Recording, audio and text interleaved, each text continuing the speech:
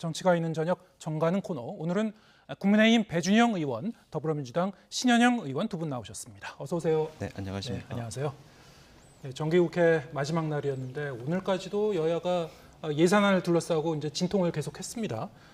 결국 이제 처리되지 못하는 그런 상황인데 어떻습니까? 이게 좀 주말로 넘어가는 건가요?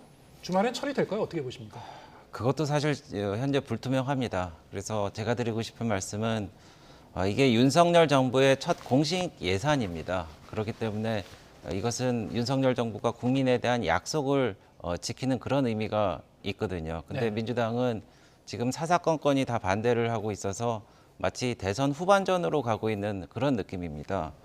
그래서 2+2 여야 간 회의에서도 벌써 1조 2천억 원이나 감액을 했는데 여전히 5조까지 감액을 해달라고 하고 있습니다.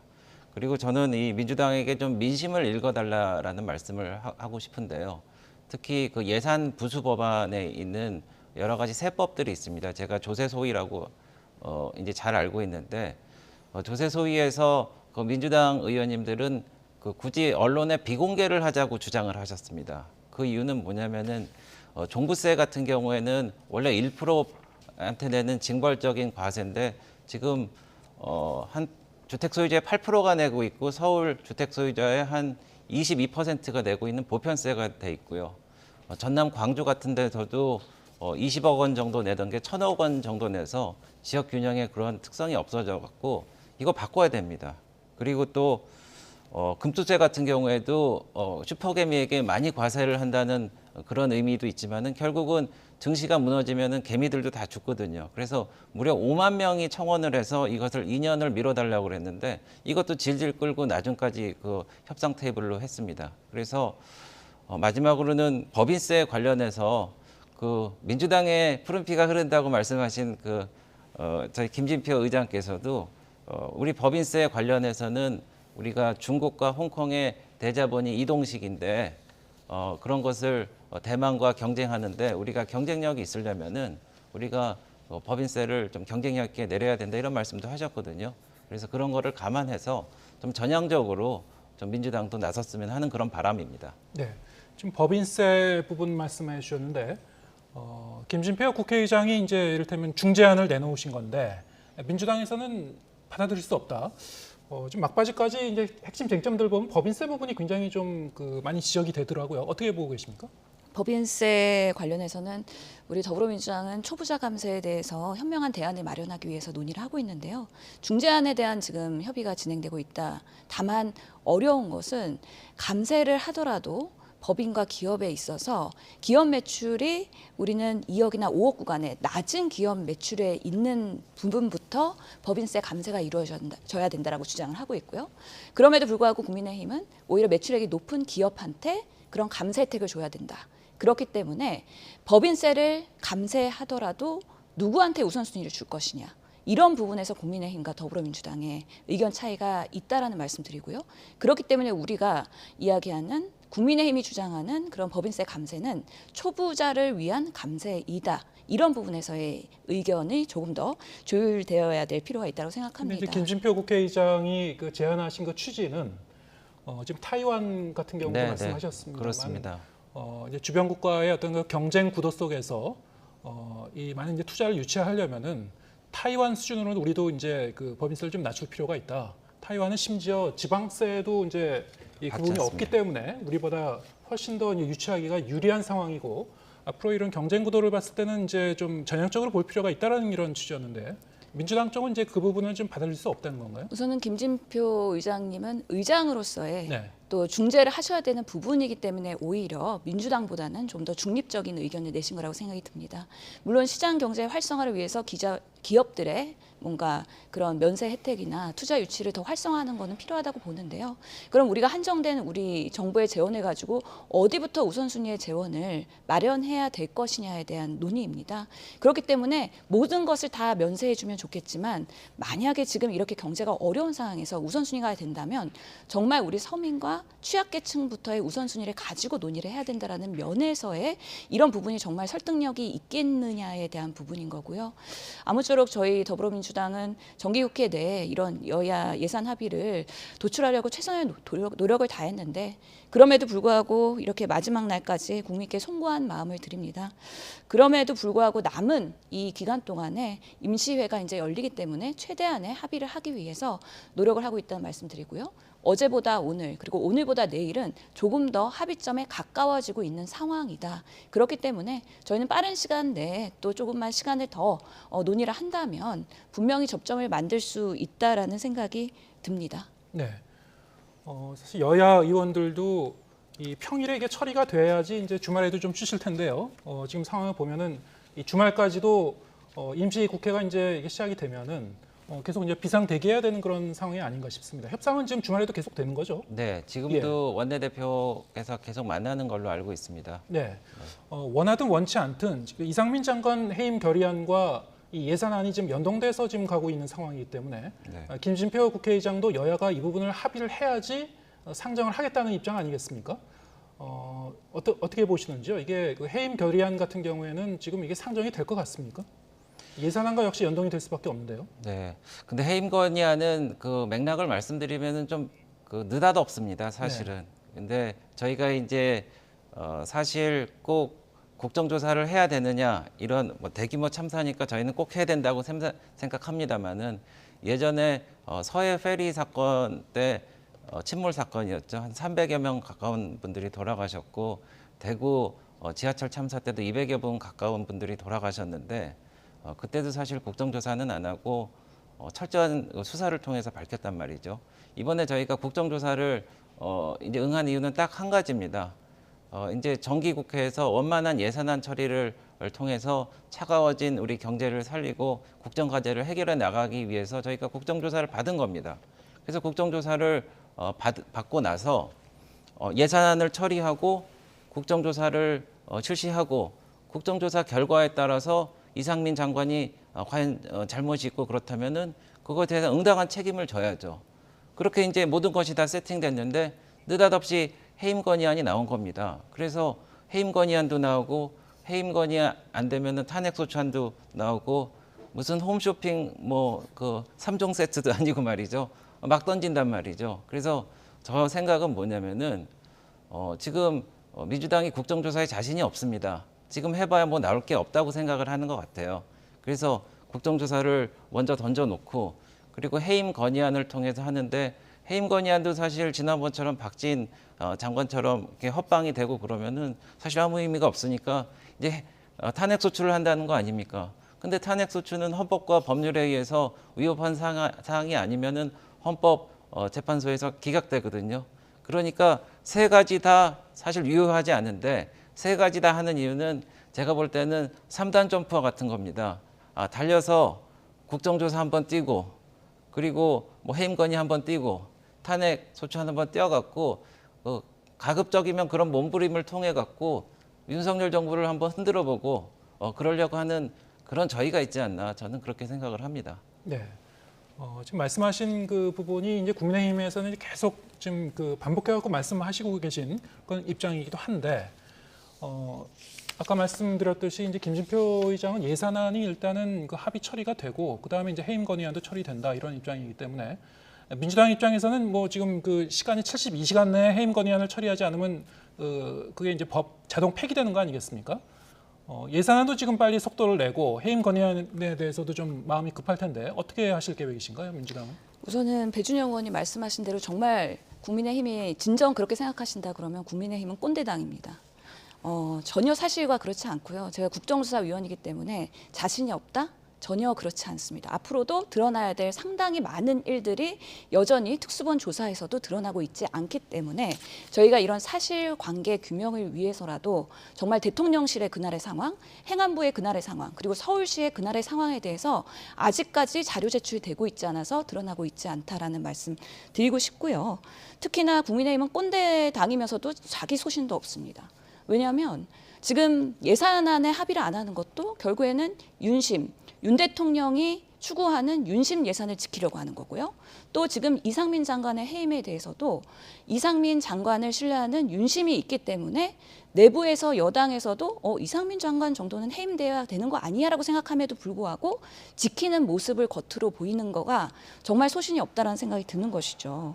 이전에 여러 참사에 대해서 말씀하셨는데 그 당시에 참사가 나면 총리도 사표를 내고 담당 장관도 사표를 내고 그러면서 본인들에 대한 책임에 대한 겸손함을 표명하셨었습니다. 근데 지금 이상민 장관의 모습은 전혀 그렇지 않고요. 오히려 대통령께서 어깨를 툭툭 두드리고 나서는 국회에 왔을 때 더 당당한 모습을 보일 수가 있거든요. 유가족분들께서 진작에 해임됐어야 되는 사람, 파면됐어야 되는 사람들이 아직까지 왜 그 자리에 있느냐고 강하게 질타하시고요.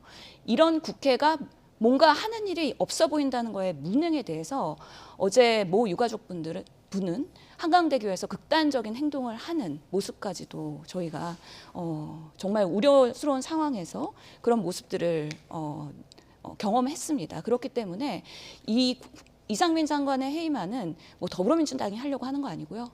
유가족들이 원하는 바이고 그리고 국민들께서도 이상민 장관이 아직까지 있는 거에 대한 불편함이 있고요. 특히 장관으로서 국정조사에 임한다고 하면 권한을 가진 분이 그 권한을 가지고 출석하는 거기 때문에요. 산하에 있는 모든 공무원들은 장관 눈치 볼 수밖에 없고요. 자료 제출에 있어서 이상민 장관의 눈치를 볼 수밖에 없습니다. 당당하시면 본인의 자리를 내려놓으시고 일반인으로서의 국정조사를 충실히 받아야 된다라고 생각을 합니다. 네. 그런 면에서 이 해임 건의안이 72시간 만에 진행되기 위해서는 적어도 일요일 날 오후 2시 이전에는 처리가 돼야 되는 부분이고요. 그런 부분들이 원만하게 이루어질 수 있도록 저희가 오늘 내일 충실하게 예산안도 합의의 노력을 하고 해임 건의안에 대해서도 지속적으로 노력을 할 예정입니다. 일요일 오후 2시까지 처리가 안 되면 그 다음에 민주당은 어떻게 되는 겁니까? 그 다음에 대한 저희가 또 논의가 있어야 되는 건데요. 예. 해임 건의안, 그 다음에 탄핵 소추에 대한 준비를 하고 있기 때문에 오히려 해임 건의안이 불발됐을 때 탄핵 소추안에 대한 더 필요성과 국민적 요구가 높아질 수 있다. 그럼 그 명분을 가지고 저희가 과감하게 추진할 수 있을 거라고 생각이 탄핵 듭니다. 소추안으로 직행할 수도 있다 그런 경우에는. 예, 뭐 그럴 그런 수 있을 얘기입니까? 거라고 생각합니다. 네, 그 3단 점프가 스텝이 꼬일 수밖에 없는 이유를 제가 설명을 드리겠습니다. 물론 고인에 대한 어떤 추모라든지 재발 방지를 위한 철저한 노력은 선행돼야 된다. 그리고 이상민 장관이 책임이 있다면 책임을 물어야 된다는 것은 똑같습니다. 근데 왜 잘못됐느냐면요. 지난번에 박진 장관을 해임 건의를 했습니다.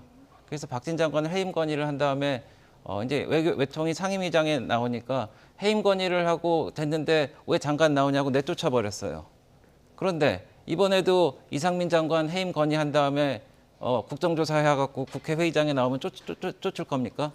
그건 말이 안 돼요. 그거는 모순이고요. 두 번째는 그 국가공무원법 78조가 있습니다. 조사나 수사를 받는 공무원은 본인 마음대로 퇴직하거나 사직할 수 없게 돼 있습니다. 왜냐하면 끝까지 책임을 지라는 거죠.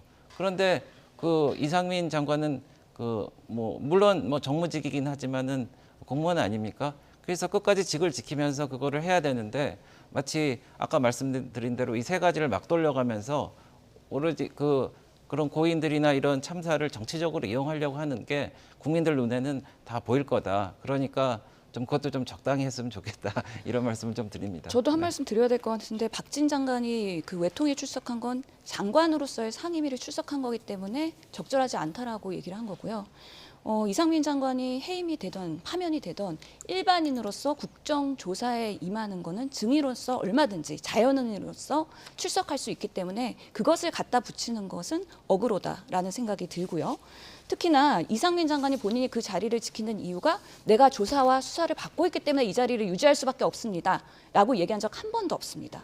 그렇기 때문에 그런 이유로 그 자리를 지켜야 된다고 한다면 당당하게 물러나시는 게 훨씬 더 조사와 수사를 받고 국정조사를 받는 데 있어서의 국민적 요구와 명분이 된다라고 생각을 합니다. 예, 알겠습니다. 뭐 지금 예산안과 해임 건의안이 어떻게 되는지를 좀 봐야 되는 상황이기 때문에 네. 만약에 근데 이 해임 건의안이 처리가 된다면 국민의힘은 그럼 국정조사를 보이콧하시는 겁니까? 어떻게 되는 겁니까?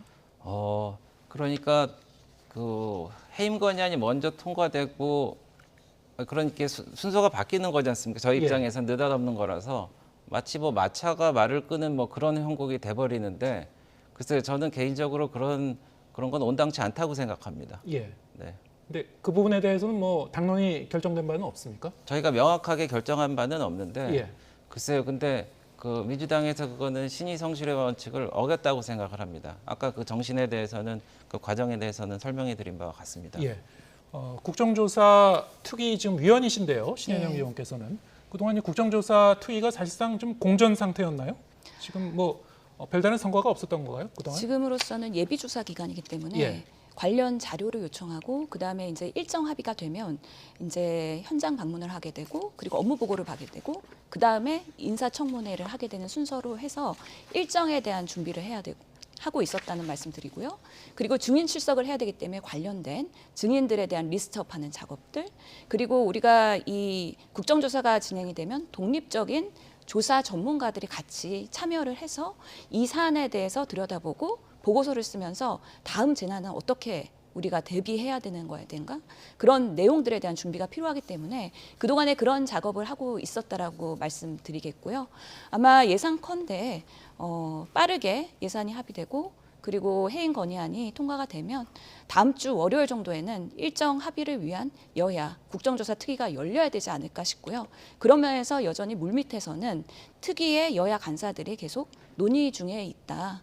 다만 말씀하신 것처럼 해임 건의안과 국정조사를 연결하는 거에 대해서 신의성실의 원칙에 위배된다고 했는데 국정조사에 대한 우리가 계획 요구서나 여야 합의서에서는 이상민 장관의 해임과 연동된 그 어떤 문구도 없기 때문에 지금 이상민 장관 해임과 이 국정조사를 연계하면서 안 들어온다고 하는 국민의힘이 오히려 스스로의 명분이 없는 행동을 하고 있는 것이라고 생각이 들고요. 그렇기 때문에 들어올 수밖에 없다. 다만 그냥 들어갈 수는 없기 때문에 들어가기 위한 명분은 만들어 드려야 된다라는 생각은 갖고 있습니다. 예, 알겠습니다. 저희가 이제 대담에 할애된 시간이 한 3, 4분 정도 남은 것 같은데요. 화물연대 파업 관련 그 현안을 좀 짚어보겠습니다. 네, 일단 네. 파업은 오늘로 이제 종료가 됐습니다만 안전운임제를 연장할 것인가 어떻게 할 것인가 핵심 쟁점에 대해서는 사실 파업 전보다 오히려 정부와 화물연대 간의 의견 차이가 더 커진 게 아닌가 싶습니다. 일단 민주당 쪽에서는 이 3년 연장안을 상임위원회에서 단독으로 통과는 시켰습니다만 국민의힘 입장은 어떻습니까? 이제 법사위에서 좀 협조를 해주실 건가요?